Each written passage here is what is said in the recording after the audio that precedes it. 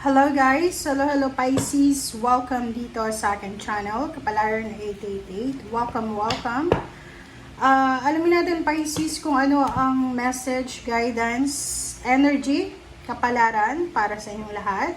And this is for the first 2 weeks of August 2025. So, this is from August 1 hanggang August 15 of 2025, Pisces. Okay, tingnan natin.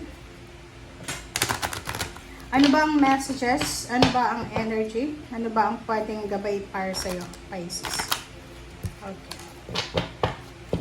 Pisces. Ano ba ang para sa'yo?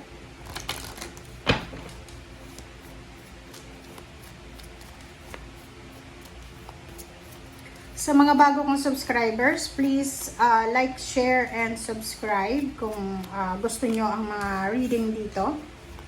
And doon sa mga dati kong subscribers, maraming salamat po sa inyo lahat sa patuloy na pagsusubaybay. Okay. So, this is 37, 7, 8, 9, 10. So, this is completion, this is endings, and this is new beginning. So, kung makikita mo dito, this is 10-10. Okay? 10-10, completion, achievement, satisfaction, ano bang tawag dyan? End, positive endings. Okay? Wait lang guys.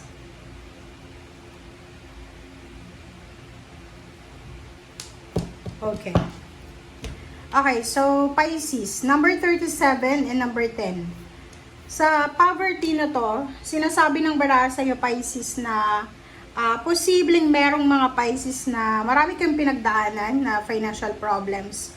Like literal na paghihirap talaga, poverty, kahirapan. Kahirapan sa buhay, financial, emotional, psychological, spiritual. And sinasabi ng baraha dito na you're walking away. It's ending. Okay?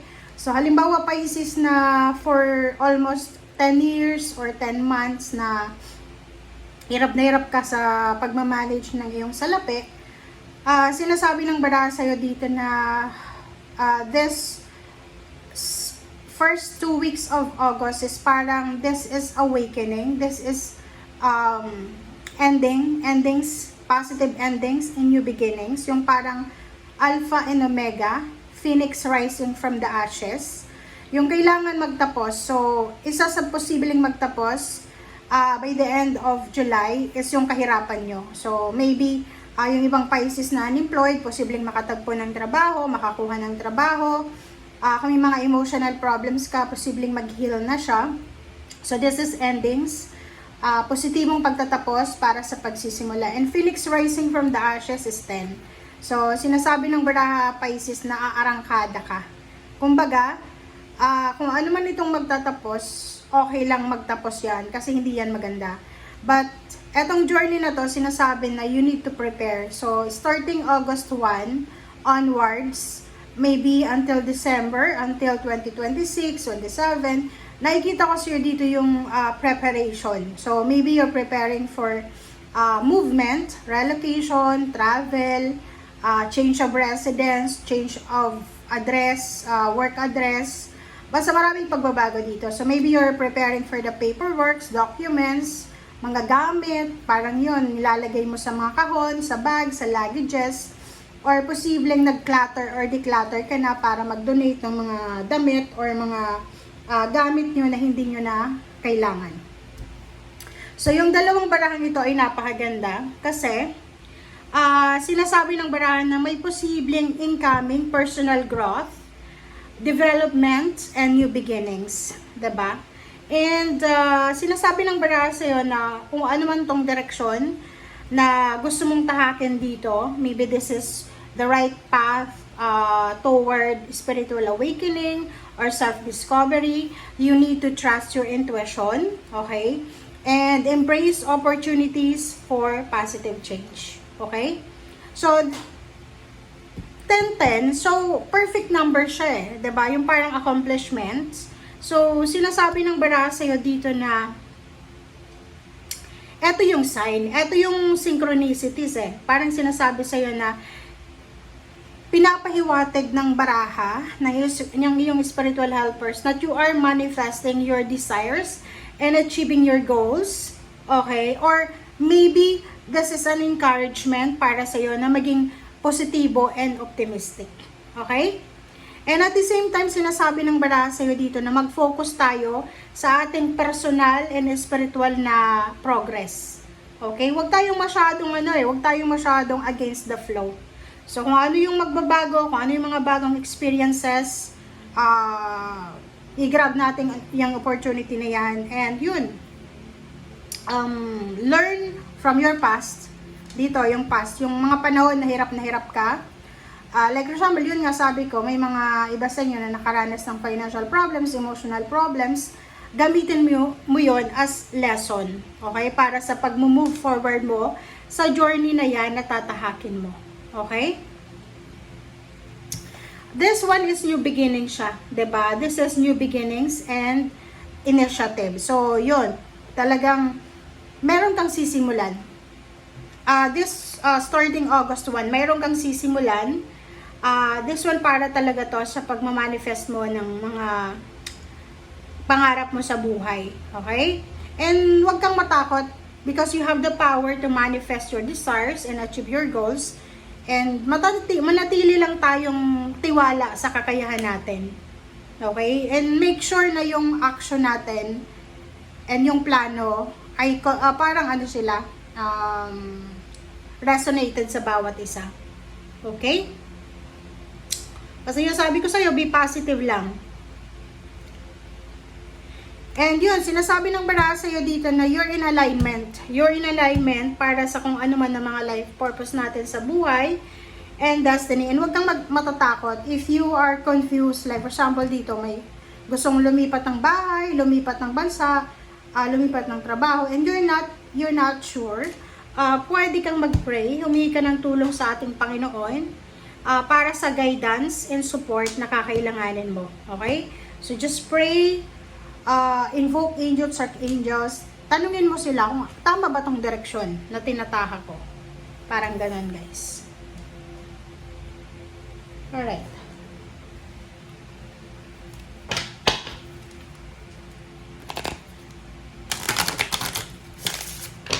Okay, second deck tayo. Tingnan natin kung resonated ba to sa dalawang naunang baraha, Pisces.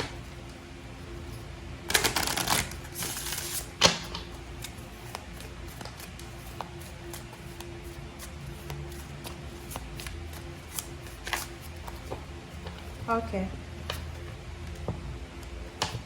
Okay, forest, breathe, and strength. So, yung forest tsaka mountain, this is earth signs, diba? Grounding. So, sinasabi ng baraha sa'yo dito, Pisces, na this is about your past. For example, kasi yung mountain is maybe about troubles, about tribulations, about kailangan nating ma-overcome.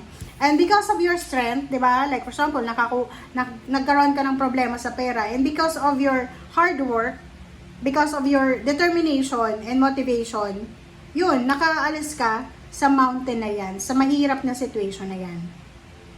And ngayon, sinasabi ng baraha sa'yo, Pisces, na you need to prepare for the forest. Kasi yung forest, di ba, parang fresh air, rejuvenation, parang ganun, purification. So, sinasabi ng baraha na starting August 1, ihanda mo yung sarili mo because you can breathe na, 'di ba? Kasi tapos na yung problema. And there's an offer of new beginnings, there's an offer of new life, there's an offer of new relationship, new friendship, there's a reconciliation, there's a moving on, basta maraming blessings because of so much blessings na matatanggap mo starting August 1. Sinasabi ng baraha na you're super happy, 'di ba? Yung parang galing ka sa napakahirap na sitwasyon and because God is merciful, binigyan ka niya yung parang like for example, ikaw yung pinaka mahirap sa pamilya nyo, ikaw yung mga pinag-uusapan sa trabaho nyo, but God is merciful, God is just, binigyan ka niya ng pagkakataon para ma-promote, diba? Just to show to the people who don't believe you na eto na si Pisces. Si Pisces ay talagang deserve niyang maging blessed kasi wala naman siyang ginagawa sa inyo pero minamaliit niyo siya. Parang ganun. Okay, Pisces. So, let's check. Okay. This is for the third deck. Okay, first card natin, Pisces, is Knight of Pentacles. Wow. Second card is Nine of Pentacles. Third card is the Star. Lahat sila maganda, ha? And King of Swords. Alright. And the Hangman. So, dito Pisces, ayop na nakikita nyo, ha. Pasensya na. Hindi ko kasi nakikita. Kasi sinusunod ko lang yung ano ko. Okay, so, Hangman. Marami ka Pisces na mga hindi itinutuloy na actions. Like yung mga negosyo. Marami kang negosyo na gustong simulan. Marami kang, like for example, mayroon kang specific na knowledge about sa isang negosyo. Pero, hindi mo masimulan because wala kang taong nakikita na pwedeng pagkatiwalaan. Yung parang ganon. Eh, maybe ilang beses ka nang na-scam. So, parang na-trauma ka na. So, ngayon, sorry. Five of Cups. So, ngayon, parang sinasabi ng barahan na meron kang iniisip eh. Like, nag-iisip ka kung itutuloy mo ba to. Like, may dati kang restaurant, may dati kang bakery, may dati kang sari-sari store, or any online business, tapos itinigil mo siya because of like pandemic, or maybe tinigil mo siya because naging busy ka sa ibang bagay. And dito sinasabi ng barahan na Five of Cups, para daw hindi ka manghinayang sa panahon, sa oras, sa pagkakataon. King of Swords, sinasabi ng barahan na you need to move on, you need to be positive. Kasi like for example, nalugi ka dati, hindi naman ibig sabihin na ngayon, kung magsisimula ka, malulugi ka ulit. Kasi you have your past na eh. You have your, parang anong masasabi mo dito, you have your experience na eh. Na maybe that experience na nangyari sa past ay maging lesson learned yan sa'yo para mas maging wise ka sa pagmamanage ng business mo. Parang ganun. Okay? So yung King of Swords, sinasabi ng baraha, huwag tayo masyadong nakatingin sa past na halimbawa, hindi naging successful sa past, hindi ibig sabihin na hindi ka magiging successful sa present in the future. The Star, Nine of Pentacles and Knight of Pentacles. Sinasabi dyan sa iyo, Pisces, na simula ngayong August 1 until January of 2026, sinasabi ng barahan na there's unexpected na windfall. Windfall of money, windfall of health. Diba? Yung financial health. And sinasabi ng baraha, maraming pera ang papasok sa buhay nyo. Maraming pera, marami kayong matutupad na mga financial wishes. Like for example, yung nga sabi ko, if you're preparing for a travel, preparing for relocation, maybe tapos mo nang bayaran yung condo mo, yung bahay, yung sasakyan. So, you're free now. So, dito sa Knight of Pentacles and Nine of Pentacles, sinasabi na yung pangarap mo sa buhay, abot kamay na. Abot kamay na yung mga pangarap mo sa buhay. And this is Zero the Fool plus Ace of Swords. Sinasabi ng baraha sa iyo, Pisces, na you need to prepare yourself. Okay, ihanda mo ang sarili mo para sa magsisimula. And Zero the Fool, mystery siya eh. Milagro eh. Wala kang idea kung ano yung magsisimula sa buhay mo na pwedeng yan yung rason para matupad yung mga pangarap mo. Kasi mystery nga siya. Okay? Oh, Three of Pentacles. This is negosyo talaga, guys. Collaboration, business, weddings, business talaga siya eh. Or teamwork. So, maybe mag-asawa kayo, okay? Mag-asawa, magkaibigan, magnanay, magtatay, magkapatid. And nakikita ko yung camaraderie, yung planning together, 'di ba? Yung parang tulong-tulong kayo na umasenso, yung parang gagawin niyo ang lahat para matupad yung mga pangarap niyo sa buhay. And temperance, napaka-importante. Napaka-importante yung habang nangangarap tayo, meron tayong pasensya. Kasi kung wala tayong pasensya, magiging aggressive tayo sa approach natin. Hindi magiging maganda yung takbo ng buhay natin. Okay? And the Hermit, yun, kailangan ng pasensya, kailangan ng, kasi pag may pasensya, may panahon tayo para makapag-isip ng tama, may time tayo para makapag-reflect, yung parang mawiwi natin, matitimbang natin kung tama ba itong ginagawa ko or mali. And Four of Cups, sinasabi ng Barasaya, this is emotion, victory and success. May mga tao sa paligid mo na they are wishing your downfall. Totoo yan. Tingnan mo to. 'Di ba? May mga tao sa paligid mo na they are waiting for a downfall. Like, mayroong ditong parang ang sama-sama ng ugali niya na mismong si God, pinagpipray niya kay God na sana si Pisces bumagsak sa buhay. Which is hindi niya alam na mali yung ginagawa niya. And Four of Cups, mayroon ditong isang tao nagwi-wish na sana si Pisces bumagsak sa buhay para lumapit siya sa akin, maging dependent siya sa akin, and then makontrol ko yung sitwasyon. Hindi niya alam, the more na ginagawa niya yon or nila yon, mas lalong nagiging successful ka or magiging successful ka. This Six of Wands is victory, success because of hard work. This is unexpected. This is graduation. This is winnings. This is like victory and success, like parang hard-earned success siya. Yung victory and success na makukuha mo, it's not because you are lucky, because it's because you are hardworking, you are good, 'di ba?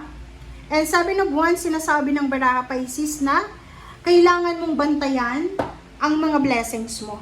Kumbaga, okay, sabihin natin, may mga tao na pag wala kang pera, pag wala kang kayamanan, or hindi ka nila katulad, ismulin ka nila.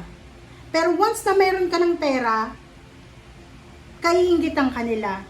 So I know these cards ay parang nagsasabi sa'yo na you need to protect yourself from outside forces. Kasi sa panahon ngayon, ang daming evil eye.